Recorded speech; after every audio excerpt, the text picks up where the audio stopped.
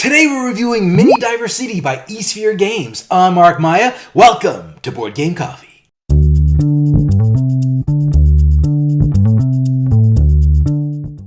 Now, before we get started with our review, I'd like to remind you all about subscribing to our channel. It's the best way to keep up to date with everything we do here at Board Game Coffee.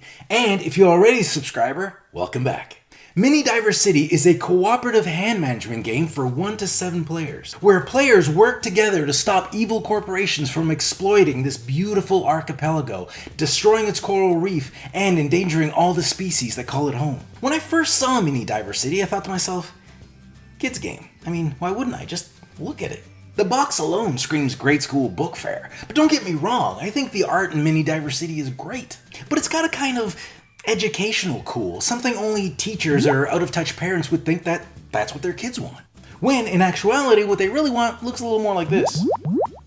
I get the sense that Mini DiverCity is geared more toward the parent than the child.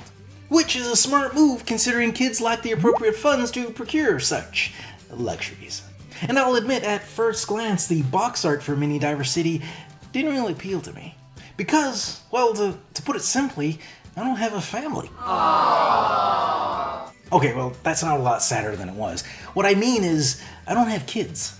There's no family fun night here at the Board Game Coffee household. Only soul-crushing competitive death matches, where I can watch my opponents squirm as I bathe in the tears of their defeat.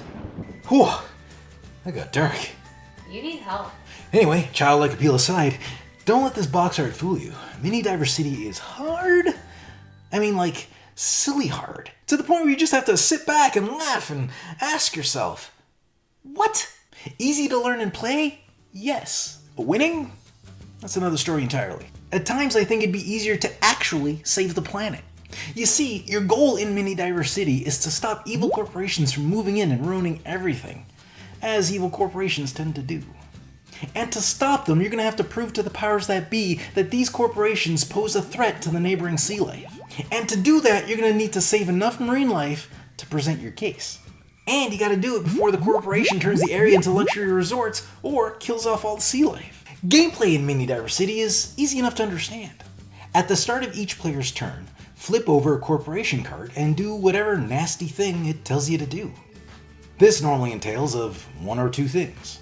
Drive a creature to extinction, or build a luxury resort. Sometimes even both at the same time. These are not nice people. Once that's done, it's the player's turn to perform one of 3 actions. Either play a card from your hand to move the depicted creature towards salvation, discard a card to flip a hotel back over to its island side, or use a walkie-talkie to tell other players what cards they have in their hands. Oh, did I forget to mention that all players play with their hands facing outward? Now, I am aware that Mini DiverCity isn't the first game to implement this method of play, but it is the first game I've played that does. And I like it. I like the risk of sacrificing my turn to tell my teammate that she's holding 2 hammerheads and an eel. I like that thrill of playing a card blind and it being just the right card to pull the starfish from the clutches of extinction. Although, more often than not, we lay the worst card possible because we here at Board Game Coffee are not a lucky people. Playing cards that you can't see is the majority of what you do. Therefore, there's a lot of luck involved in Mini DiverCity. So, if you're not the kind of player that likes a lot of luck in their games, you might want to avoid this one. But if you're like me and you don't mind a little randomness in your game, or in this case, a lot, then by all means, roll the dice and take your chances. What the hell was that? What do you mean? It's clearly Jack Nicholson from A Few Good Men. That was terrible. There's not even any dice in this game. It's a metaphor. You're a metaphor. Anyways, I did mention that this game was hard, and it is. Very. But it's not because you're holding your cards backwards. It's because of this, the corporation deck. This has got to be one of the most unforgiving decks of punishment I have ever encountered. I mean, the rate at which these guys flip over hotels is staggering. And when they manage to build up to 6, you lose. But here's the thing. It's easy enough to keep the hotel buildings at bay, pun intended, But you quickly get to a point where someone has to sacrifice saving a species to flip a hotel back over to its island side. And that can spell danger for the poor little fishies. Now, players do get the option to set the difficulty of the game at the start, making it either easier or harder. Although, even at its easiest setting, Mini DiverCity is really hard. But I still like it, and I don't know if it's because I like a good challenge or because I'm a masochist. Now, I still think this is a game you can bring out with the kids, but before you do, I recommend you do the following. First, start on the lowest difficulty level.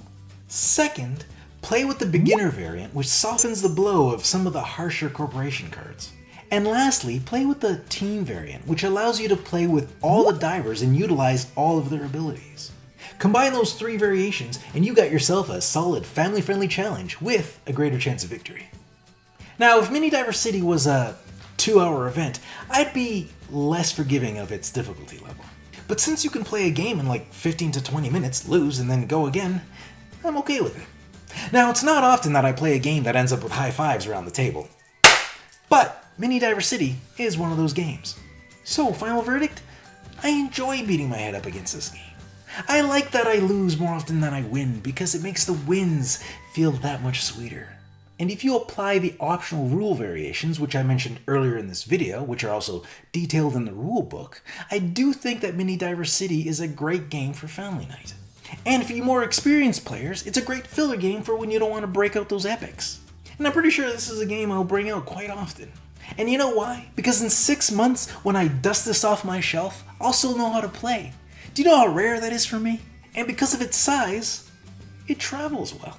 The one big thing I'm not a fan of is the randomness of the corporation deck. I mean, I like random, but even for me, the corporation deck is way too difficult, even at the easiest difficulty level. And if you ever manage to beat this game on Poseidon, Mini DiverCity's hardest difficulty level, let me know in the comments below, so I can call you out for lying. If you like this video and you want to see more, subscribe here. But if you want to see more right now, click here. And if that's not enough, follow us on Instagram, Twitter, and Facebook. I'm Mark Maya, and this is Board Game Coffee. And remember, have fun, keep gaming, be social. See you next week.